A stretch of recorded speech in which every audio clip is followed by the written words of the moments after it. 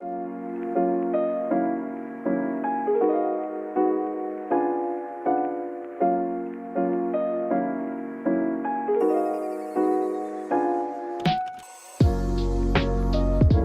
abierto en ti una nueva frontera donde eres consciente de que necesitas de Dios.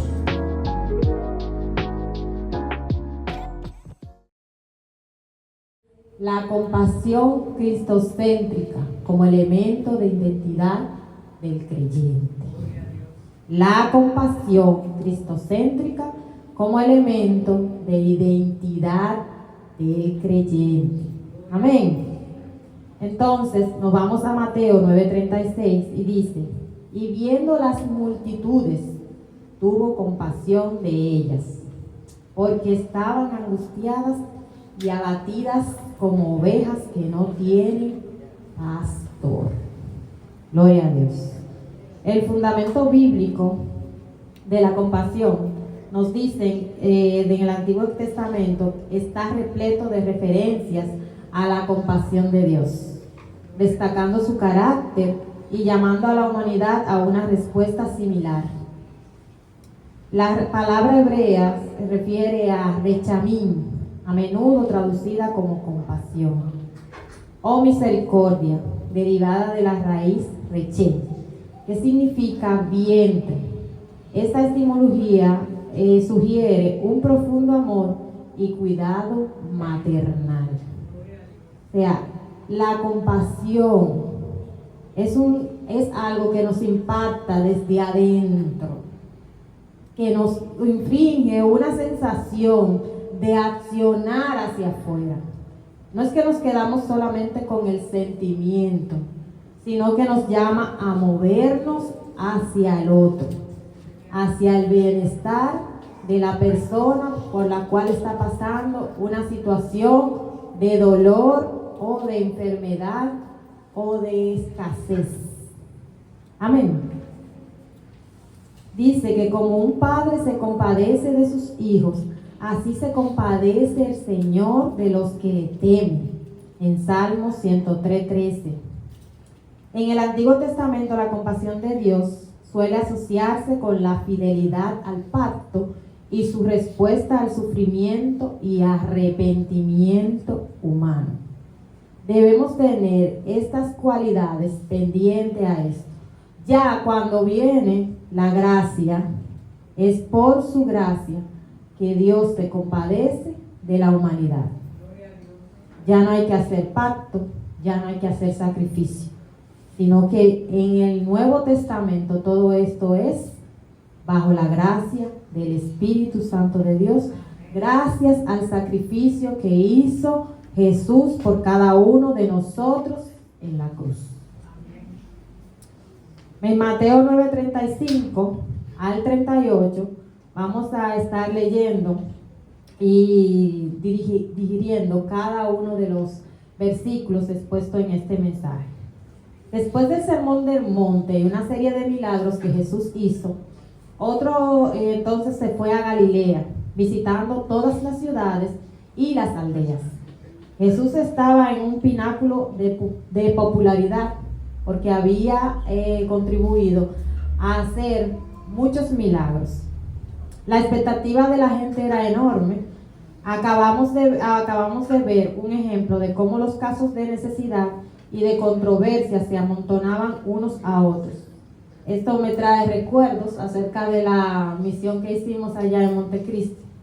Llegó un momento de agobio y de ver tanta gente y tanto caos que no había como una organización de procesos, los que estamos acostumbrados a trabajar en oficinas. Eso abruma mucho la mente y llegó un momento que yo me senté debajo de una mata y yo dije, yo no voy a hacer nada. Porque no sabía qué hacer, o sea, estaba fuera de mi control y asimismo estaba humanamente fuera del control de Jesús. Todo el caos que se encontraba en Jerusalén en ese momento y en las aldeas aledañas. Yo me imagino que él era una sola persona, prácticamente él solo. Entonces, ayer se acerca y me dice, ¿y qué tú vas a hacer? Estoy descansando aquí. Pero tú no has empezado. Ya yo vi que lo que hay allí. Entonces se imaginan a Jesús con 5,000 personas a su alrededor, en un caos tal. 5,000 y nosotros no teníamos 500 adentro, nosotros teníamos 100 y pico. En el aula si acaso habían 50 o 60, pero miren, se veía mucho. Y difícil, el bullicio, la gente clamando por un servicio que tú no sabías a dónde iba a acudir para que se lo diera. Entonces, esta falta de organización en la que se encontraba Jesús y este caos, sin pausa ni descanso, porque el tiempo era limitado. También nosotros teníamos un tiempo limitado. Era hasta las 2 de la tarde. A las 9 ya yo lo había dado todo. No habíamos empezado. Benjamin me decía, ¿hasta qué hora es esto? Estaba Carlos Manuel y Richard. Digo yo, hasta las 2. Hasta las 2. No, hasta las 2 es esto, y luego vamos a la comida, y luego hay un servicio. ¿Un servicio? ¿Hoy? Sí. ¿También? ¿Tú estás segura, Jos? Sí. ¿Qué hora es? 2 minutos después, las 9:10. Pero ahora mismo eran las 9, pero son las 9:10. ¿Qué hora que duró? Yo me imagino a Jesús tratando de extraer cada segundo, cada minuto del día para poder servir y moverse a compasión. Más sin embargo, nosotros estábamos locos que llegaran a las 2 y no eran antes de las 9 de la mañana. No habíamos empezado el operativo y humanamente estábamos agotados. Nosotros tuvimos que dejar y ceder de nuestro sueño. Vamos a Jesús. ¿Cuántas noches de sueño dejó el Señor por nosotros para presentarse delante del Padre en la oscuridad de la noche, que era el único momento en que Él tenía tranquilidad? Porque no tenía espacio, según se explica aquí en Mateo, para descansar, para meditar y para instruir el escaso grupo que tenía de seguidores, para que lo ayudaran a llevar palabra y a llevar aliento a aquellos que le rodeaban. Porque tenía que instruir, tenía que enseñar. Aparte de que tenía una labor social que hacer, también tenía que orar, meditar, conectar con el Padre e instruir al círculo que le tocó, que se dormía cada vez que iba a orar con Jesús. Ni un minuto, ni una hora podían durar despiertos. Pero lo que Jesús no entendía es que ellos no podían comprender que Él se iba a marchar tan pronto. Y si Él sí sabía que tenía un tiempo limitado, nuestro tiempo también fue limitado y nos lo encontramos largo, tedioso, doloroso, porque estábamos fuera de nuestra zona de confort. No estábamos cómodos, estábamos bajo el calor abrasador y las personas demandando que se les atendiera. Teníamos un compromiso implícito, que ninguno de nosotros habíamos firmado un contrato. No se nos había pagado, no éramos trabajadores por paga, pero sí sabíamos que teníamos que hacerlo. ¿Verdad que sí, Ricardo? Yo me río porque me tocó con Ricardo allí y él sabe la experiencia. En cuanto al versículo 36, seguimos diciendo que Jesús sentía compasión por las multitudes porque estaban angustiadas, abatidas y como ovejas que no tenían pastor. Miren, señora, así estaban esas personas. olvidada. Había un viejito que tenía como 100 años, que ni su nombre se lo sabía. ¿Cómo usted se llama? Su número de teléfono. Yo ando solo. Y yo, ¿su nombre? Yo ando solo. Y yo, ¿será sordo? ¿Serás? Don, su nombre. Ah, no, es que yo ando solo. ¿Qué vamos a hacer con él? Le di un juguito, una cosita ahí, como que los sentidos le fueron volviendo. Vamos a ver cómo resolvemos con el don.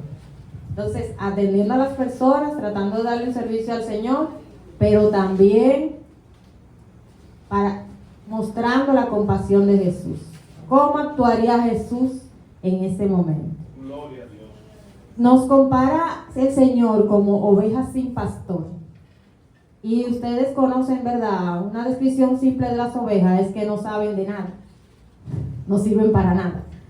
No se pueden alimentar solas, no se pueden limpiar solas, no se pueden cuidar solas, nada lo hacen solas, no encuentran el agua sola. El pastor tiene que llevarla donde hay agua, el pastor tiene que llevarla donde hay comida, el pastor tiene que curarlas, el pastor tiene que trasquilarlas, el pastor tiene que hacerle todo. Entonces, cuando el Señor nos compara como ovejas desamparadas, nos está comparando con un animal indefenso, que no se sabe defender ni siquiera de las bestias. Y si queda sola y tropieza y cae boca arriba, se muere. Porque no se puede volver a incorporar, siquiera. Es un animal torpe. Entonces, como creyentes, somos torpes. Debemos dejarnos instruir en la palabra. Y Mateo sigue diciendo que en nosotros, de igual manera, el ser humano, por mucho que se crea capaz de defenderse, de tener muchas riquezas y muchas virtudes, y se jacte de una madurez e independencia, es presa fácil para el afán y los placeres. Gloria a Dios. Esto no es malo si usted está bajo las enseñanzas de Jesús. Pero si nos enfocamos solamente en nuestros placeres, en lo que me gusta, en lo que me complace, en lo que me agrada, en las personas, como dice el pastor, con las que me agrada trabajar, con la que empatizo, con la que es fácil, con la que no tengo disputa, con la que no peleo. Ese no es el caso de Rita y Gris. Se pegan como dos lados, pero cumplen el propósito de Dios. Me ha tocado acompañarlas en momentos, y las personas que luego se acercaban decían, pero ¿por qué? No, que eso no, déjala así, que eso es normal, no te metas ahí. ¿Pero cómo así? No sé, yo tengo años viéndola así, no sé, y funciona. Pero que ellas son cristianas, ajá, y el Señor la va a salvar así. ¿Tienen cuántos años? 15 años en eso. Siguen juntas. Porque el sistema le funciona. No es sencillo trabajar con una persona con la que usted no puede ponerse de acuerdo. Al final, usted tiene que llegar a un acuerdo. Gloria a Dios. Esto se hace así, porque escuchar los pensamientos y las propuestas del otro es necesario. Jesús tenía un grupo así. Un grupo de personas que eran ladrones, que eran publicanos, que eran prostitutas, que eran de todo. Pero esas personas se movían en el propósito de Dios. Gloria. Se dejaban usar. Mas, sin embargo, como vamos a ver, dice que podemos verlo en el ejemplo de la reacción de los fariseos ante la cena en la casa de Mateo. Mientras Jesús cenaba en casa de Mateo, muchos recaudadores de impuestos, pecadores, vinieron a comer con él y sus discípulos. Menciona a los discípulos, porque estaban dentro de ese círculo. Al ver esto, los fariseos preguntaron a sus discípulos: ¿por qué come su maestro con recaudadores de impuestos y pecadores? Los líderes, lejos de querer ayudar a la gente ignorante, la rehuían. Y eso eran los que estaban dotados de conocimientos para salvar al pueblo. Mas, sin embargo, ellos eran quienes le ponían carga y no le administraban la palabra de Dios a ninguno de ellos por ser pecadores. Tenían prohibido la entrada al templo por ser publicanos y pecadores. Mas, sin embargo, Jesús comió con ellos. Los aceptó y los integró, los recogió. Gloria a Dios. ¿Cuánto hemos sido aceptados por Jesús? ¿Cuánto hemos ido a comer con Jesús en la mesa sin merecerlo? Jesús cambió no la mirada de las multitudes, sino que también impactó a cada uno de ellos. A pesar de que eran torpes como las ovejas, la mirada de Jesús fue compasiva, aún con los publicanos y fariseos. El primer adjetivo empleado por Mateo para describir a estas ovejas angustiadas sugiere la tiranía religiosa a las que las multitudes estaban expuestas a causa del legalismo de sus líderes.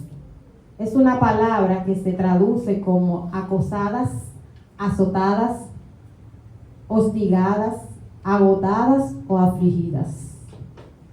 Eso brilló en el rostro de esas personas. Ustedes se ponen a verificar o a darle cabeza al sistema político, no solo de este país, de todos los países, y todo lo que se invierte en obras sociales, no en obras físicas, en obras sociales. Entonces, pero ¿a dónde estaba todo ese dinero? ¿A dónde se va? Porque las personas continúan sin recibir los servicios por los cuales se les está pagando a esas instituciones. No se les lleva las informaciones.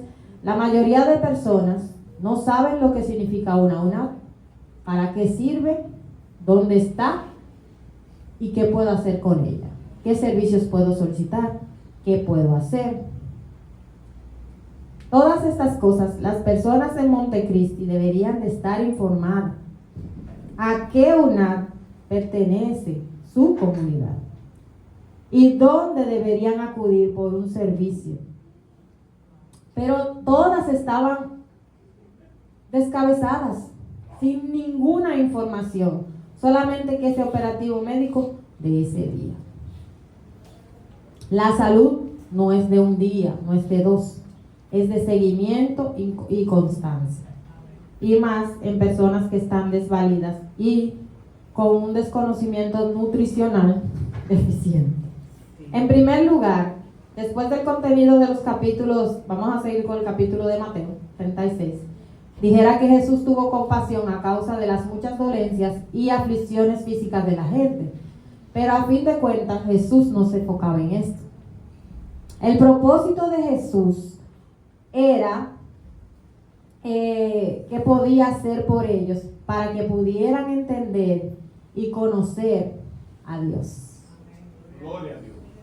Por no tener pastor en su vida y por tanto vivir desorientados, alienados, desequilibrados, extraviados, chiflados, tocados quiere decir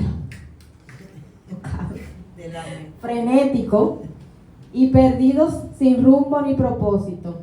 Esto quedó claro en este capítulo. Y cuando vio las multitudes, tuvo compasión de ellas, porque estaban acosadas y desamparadas. Hace hincapié en lo que estaban acosadas y desamparadas. Este acoso y este desamparo se refiere a la imposición de impuestos.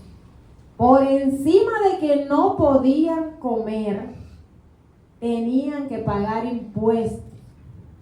3, 4, 5 veces por encima del valor de lo que requería, porque los recaudadores de impuestos, aparte del impuesto que le había impuesto los gobernadores, pues le imponían otra recaudación por encima y así se especulaba mucho acerca del impuesto que tenían que pagar las personas. Entonces eran acosadas. Entonces tenían que dar a sus hijos de generación en generación, en generación, en generación, como esclavos. Tenían que venderlos para pagar sus impuestos. Entonces esto traía desconsuelo, dolor. Usted se imagina tener que ceder a sus hijos porque usted tomó prestado para comer.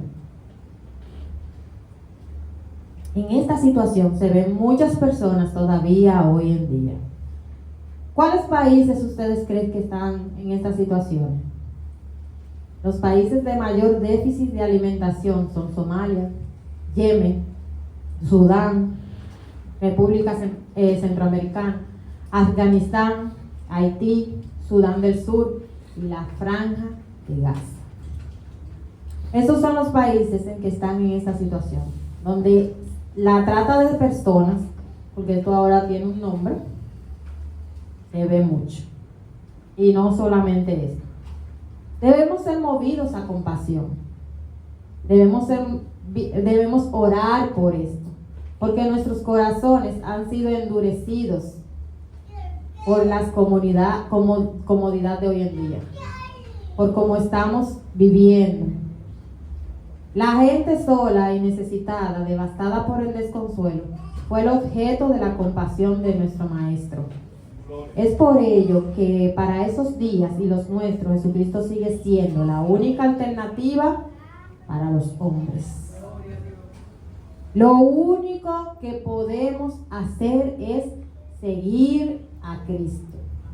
Donde una comunidad se mueve en el favor de Cristo, progresa.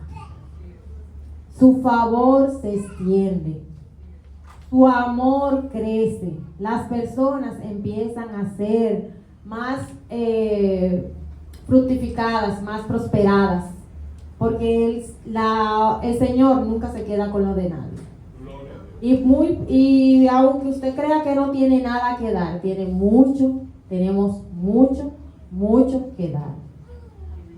Seguimos en cuanto a la condición espiritual de las multitudes. Llevó al Señor a sentir una compasión y una emoción profunda en su fuero más íntimo. Sintió compasión. Traduce un término griego que se encuentra en 5 veces en Mateo y un total de 12 veces en el Nuevo Testamento. Es una palabra fuerte que significa retorcerse desde los intestinos. Expresa lo que el Padre sintió cuando vio al hijo pródigo. Es una sensación. Ustedes se imaginan sentir esta emoción por un extraño, por una persona que usted acaba de ver. Mire, era difícil ver a esas personas con tantas necesidades, pero usted no poder detenerse también a dar una palabra, a dar un consuelo, a decir, mire, el Señor existe. Porque miren, cuando nos reunimos para hacer el culto, no había ni la mitad de las personas que fueron al operativo. No había ni la mitad. Entonces podemos ver cómo el corazón de las personas ha sido endurecido solamente corresponden a cuando van a recibir un beneficio, cuando me van a dar en monetario o en comida o algún servicio, pero no en cuanto nos van a dar a la palabra, porque eso no me da beneficio. Debemos ser movidos y mover a esas personas a compasión por ellos mismos. La primera compasión que se debe sentir es consigo mismo. Porque si yo no tengo compasión de mí, es un sentimiento que yo no puedo expresar y que yo no puedo dar. Muchas veces nos pasa que iniciamos un ministerio determinado, miramos a la gente con buenos ojos, pero al comprobar la indiferencia de algunos, la ingratitud de muchos y la murmuración de otros, empezamos a cansarnos de ellos. Muchos profesionales empiezan su carrera con espíritu de vocación y abnegación, pero acaban endureciéndose ante el sufrimiento o la necesidad de las personas. Hay carreras que son movidas a compasión, si no todas, en su mayoría. Porque si una persona necesita justicia, necesita un abogado que de verdad se compadezca de él. Si una persona necesita que le instalen o le den un servicio de instalación, ya sea de seguridad, necesita que esa persona sea movida a compasión, porque necesita que ese servicio sea brindado como si fuera para él, como si fuera a cuidar su empresa o su familia. Entonces, cada uno de nosotros como profesionales debemos ser movidos a compasión en cada una de nuestras tareas y no hacerlas mecánicamente. Porque el afán nos cansa, nos vence, nos agota, es demandante la situación en la que vivimos. Tenemos que pagar la luz, el teléfono, la casa, y todas esas cosas y demás. Pero debemos de apartar esos pensamientos en cuanto a las necesidades de nosotros mismos y hacernos, los llamo a un movimiento, a ese mover, porque si no se nos va a endurecer tanto el corazón, tanto, que siempre vamos a vivir centrados en nosotros mismos. Gloria a Dios. Entonces, a aquellos, porque a mí particularmente los operativos me dan un poquito de son las 1:35, levántate, no voy, son las 2, me quedo. Miren, tenemos que estar ya a las 7, ok, váyanse. Esa fue mi reacción. Esa fue mi reacción, porque yo estaba cómoda, estaba en la cama, estaba durmiendo. ¿Quién le dijo al Señor que a las 1:35 de la mañana se da un servicio? Mi hija, que es 5'5", fue la de la idea. Pero yo me lo encontré muy temprano, en verdad. Demasiado. Pero estuvimos a punto en el servicio y en lo que teníamos que hacer.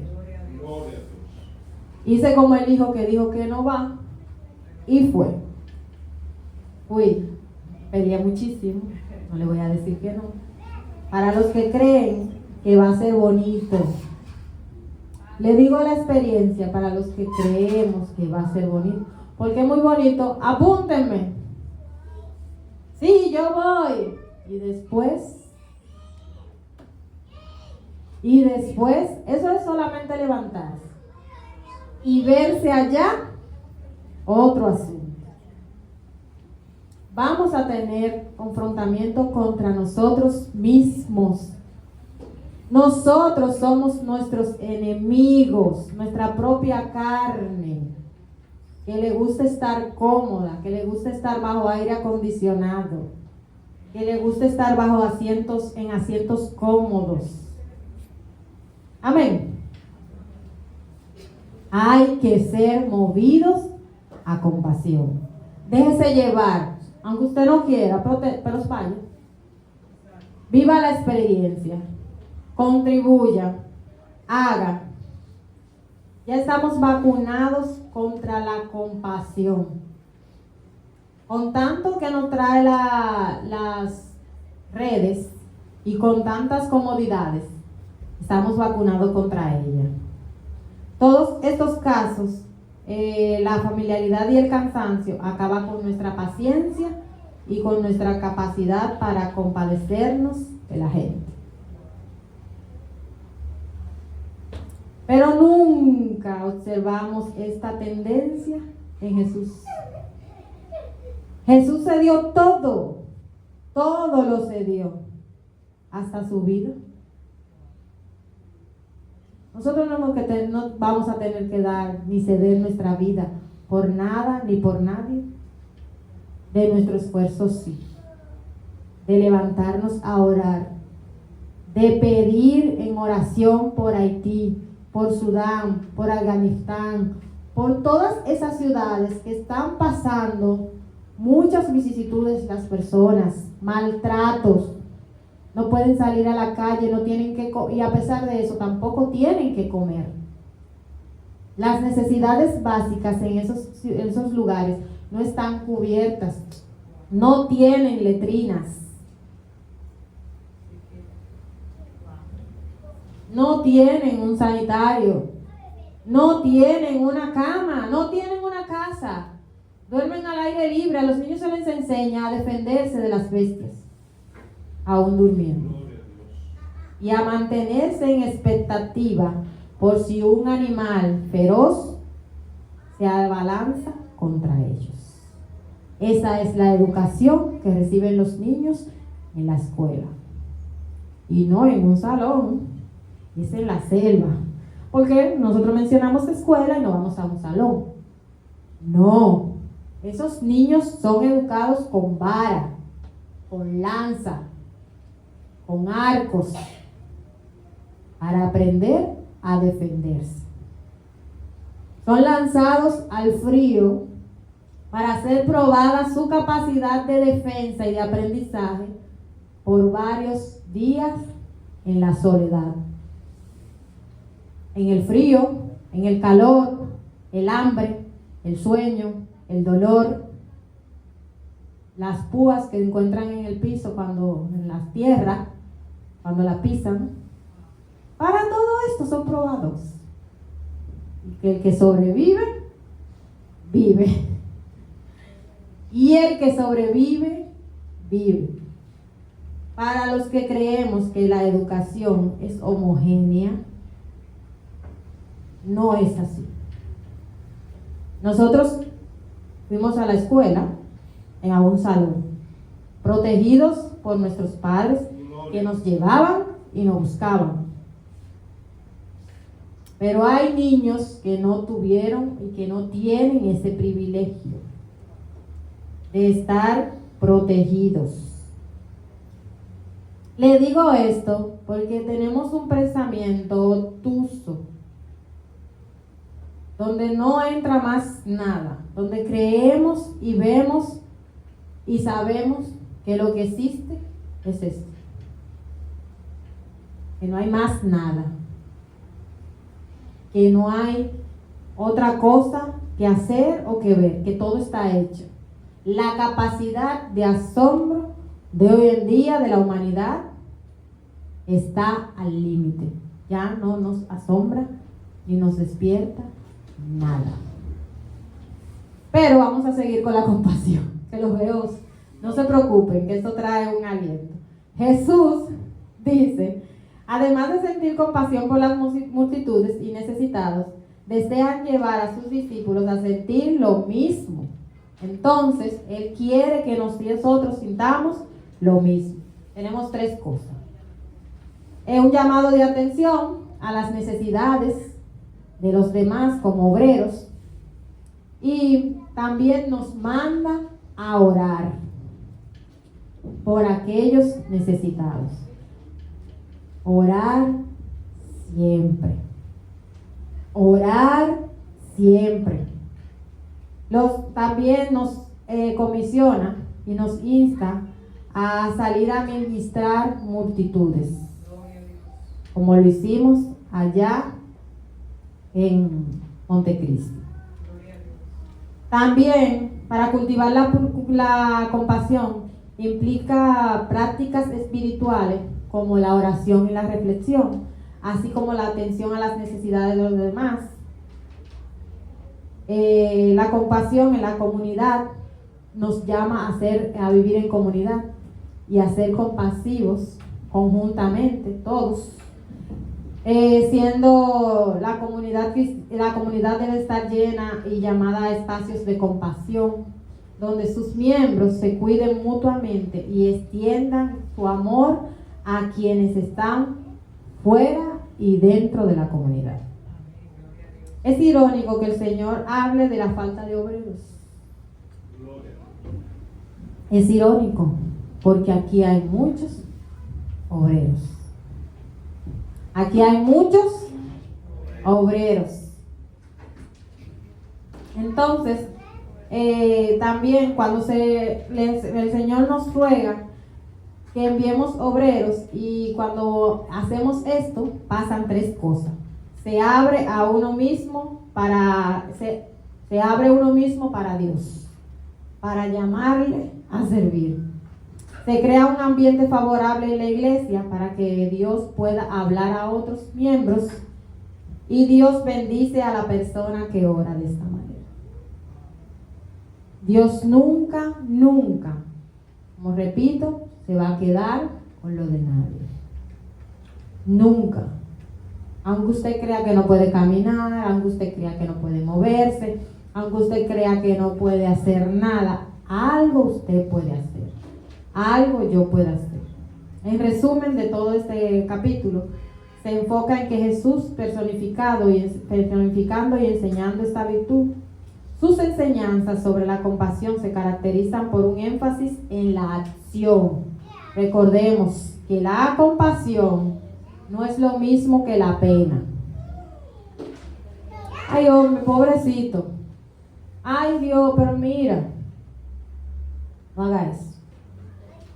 No lo haga. Mejor mire para otro lado. Peca menos.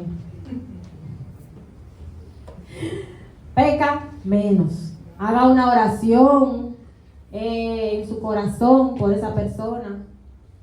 Si usted lo ve sintiendo mucho dolor y se puede acercar hacia ella, acérquese, ore por ella, dé una palabra de aliento, dé una idea.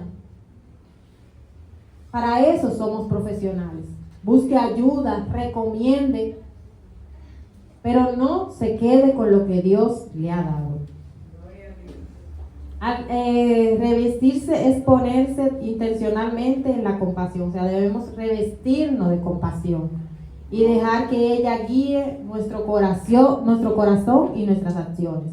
La compasión va más allá de la empatía. Va más allá de la empatía, de yo decir, ay, pobrecito, que ay, sí, mira cómo lo está pasando. Hay un mover. Empatizo y luego me muevo. Y eso es la compasión. Cuando escuchas a alguien con empatía, no estás tratando de arreglarlo ni de darle un consejo. Tienes una postura desde el corazón que busca comprenderlo, estar presente y escuchar. Y de una manera que la persona se sienta escuchada y no juzgada. Haces todo lo posible por aliviar su situación, sea cual sea. Buscas alternativas que lo ayuden. Y para concluir, la compasión está estrechamente relacionada con otras virtudes, como el amor y la misericordia, en Cristo Jesús. No un amor de pasión, no un amor de sentimiento. Porque si yo amo a las personas, si yo amo a mi prójimo, yo me muevo. Yo me muevo en que esa persona tenga un beneficio, sea salvo. Sea salvo. Yo debo de preocuparme o de ocuparme de que esa persona, ese conocido, ese amigo sea salvo. Jesús se enfocó en resolverle las situaciones de enfermedad, de necesidad y de muchísimas cosas a las personas, pero su foco era que fuera salvo. Amén. Nos vamos a ocupar de las personas de Montecristi, pero al final del día, ¿qué hicimos? Llevar la palabra, orar por ellas, dando gracias al Señor por toda su gracia recibida ese día. Estábamos abatidos, estábamos cansados, pero regocijados en Cristo Jesús. Amén. Que el Señor le continúe bendiciendo. Póngase de pies para orar, para que el Señor llene nuestros corazones en esta mañana y siempre de su amor, de su entendimiento, de su sabiduría y de toda nuestra entrega hacia su propósito, de someter nuestra voluntad a la de Él, para que Él continúe llenándonos de su conocimiento, de su fuerza, de su Espíritu Santo se mueva en medio nuestro y sople sobre cada uno de nosotros en favor de su obra, Cristo Jesús. Que podamos dejar madre, padre, casa, hijo, hermanos, y podamos enfocarnos en sus propósitos, en su obra, Padre Celestial, y en el llamado a otras personas, evangelizando de generación en generación, Señor Jesús. Que nuestros hijos, Señor Jesús, puedan ser salvados, Padre Celestial, y que puedan ejemplificar tu obra, mi Dios amado. Te lo pedimos, Padre Celestial. Gracias, mi Señor, por esta mañana. Gracias por tu favor. En el nombre poderoso de Jesús. Amén. Dios le bendiga.